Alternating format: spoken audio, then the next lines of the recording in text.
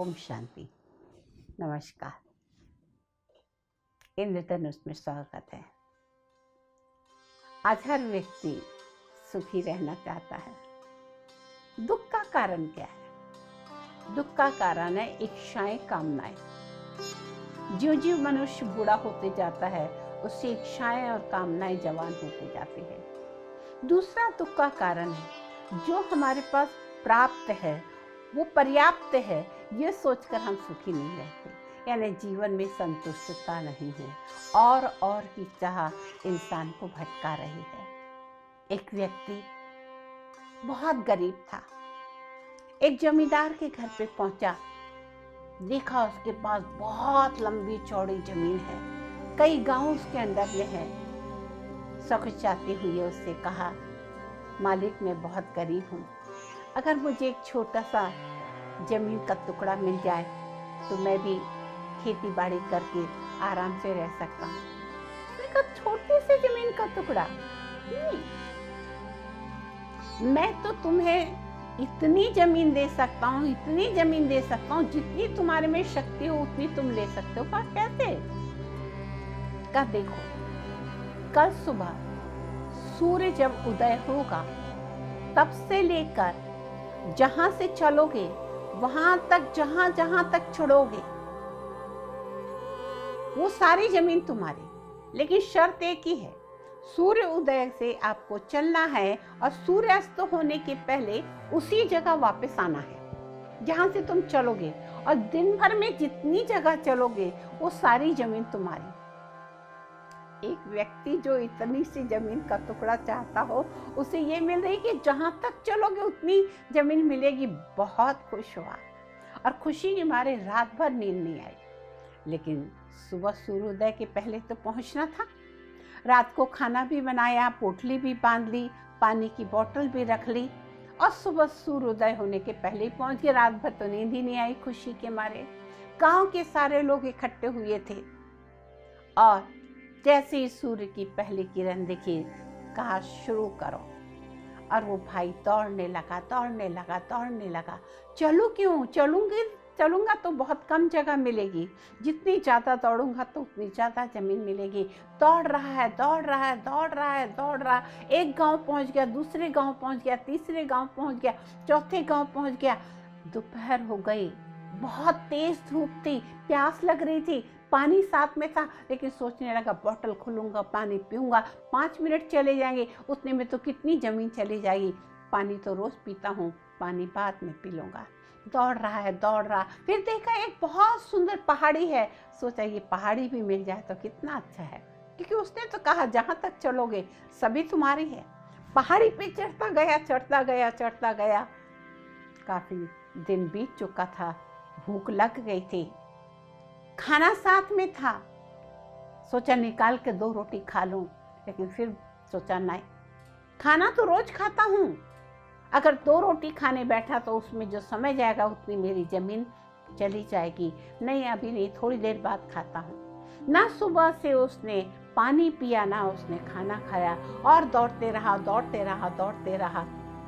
पहाड़ी पे चढ़ गया और एक हरियाली दिखी, तालाब दिखा, वहां पे भी दौड़ता रहा। और अब कुछ समय बाकी था सूर्य ढलने के लिए। सोचने लगा वापस उस जगह जाना है, गांव जहां से मैं चला था, और वहां से फिर वापस भागने लगा। भाग रहा है, भूखा है, प्यासा है, सर से पैर तक पसीने से लथपथ, और भाग के आ रहा। देखा सूर्य तो ढलने वाला है, उसने तो कहा था सूरज ढलने के पहले पहुंचना है, और तेज दौड़ता हूँ, और दौड़ते आ ही रहा था। कुछ दूर पहले ही जहां से चला था उसके पहले चक्कर आके गिर गया और उसकी मौत हो गई। चाहिए कितनी थी? छोटी सी जमीन, लेकिन लोग इच्छा, कामना दौड़ाती रही, न खाना खाया, न पानी पी।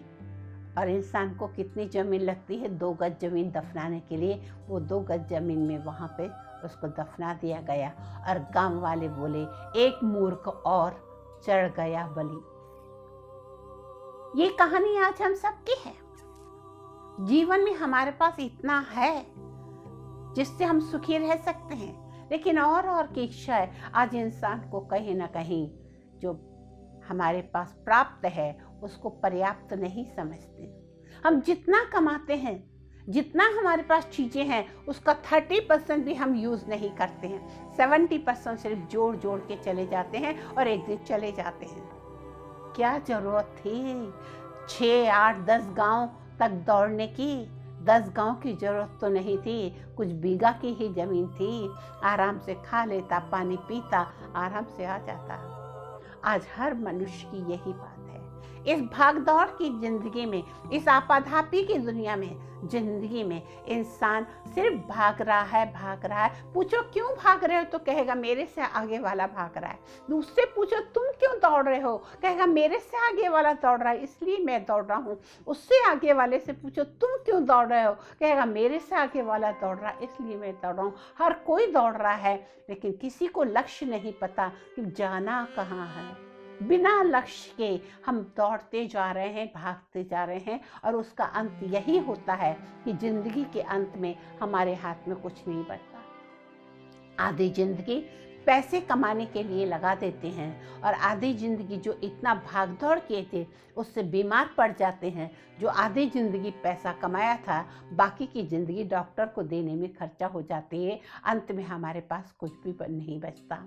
आज आवश्यकता है इस सत्य को जानने के लिए कि इंसान की जरूरत कितनी है। इच्छाएं रखें, जीवन में आगे बढ़ना है, लेकिन कितना? कोई एक लिमिट होनी चाहिए। आज इंसान इस अनलिमिटेड दौड़ के चक्कर में कहीं ना कहीं अपने सुख, शांति और जो उसके पास है उसके सुख से भी वंचित हो रहा है। परिवार के लिए समय नहीं है, अपनों के लिए समय नहीं है, सारी दुनिया के लिए समय है। क्यों अपने परिवार वालों के साथ हम रहना चाहते हैं? अगर परिवार ही नहीं तो वो धन कमा के क्या फायदा? अपने ही अपने साथ नहीं तो वो धन का क्या फायदा? तो आज सबसे यही कहेंगे कि जो आपके पास है उसमें संतुष्ट रहे। जो कहा कि गोधन, गजधन, बाजधन और रतन धन खान, जब आवे संतोष धन, सब धन धूरी समान। सैकड़ों गाय हो हमारे पास, गोधन गाय का धन, गजधन हाथी आपके घर के सामने झूल रहा हो। हाथी किसके घर के सामने होता है? राजाओं महाराजाओं के पास। आपके पास हाथी है। बाजधन हजारों पशु पक्षी हो, और रतन धन खान हजारों हीरे मोती हो, लेकिन जब तक आपके जीवन में संतोष नहीं है तो ये सब धन धूल के समान है। अपने जीवन में संतुष्टता को धारण करें। संतुष्टता तब आती है जब हमें ये सत्य ज्ञान हो जाता, ये दुनिया का कोई सार नहीं है, ये असार है, ये दुनिया में कोई मतलब नहीं है। अगर सत्य है तो वो परमपिता परमात्मा, और जब उस परमपिता परमात्मा से हमारी तार जुड़ती है तो जीवन में संतुष्टता आने लगती है। जीवन के लक्ष्य हमें पता चलते हैं, और वही जीवन के लक्ष्य कहीं ना कहीं हमें संतुष्टता प्रदान करते हैं। जीवन में सदा सुखी रहें, संतुष्ट रहें, जितनी ज़रूरत है उतना ही कमाएं, और की चाह में अपनों को अपनों से दूर न करें। ओम शांति। Thank you.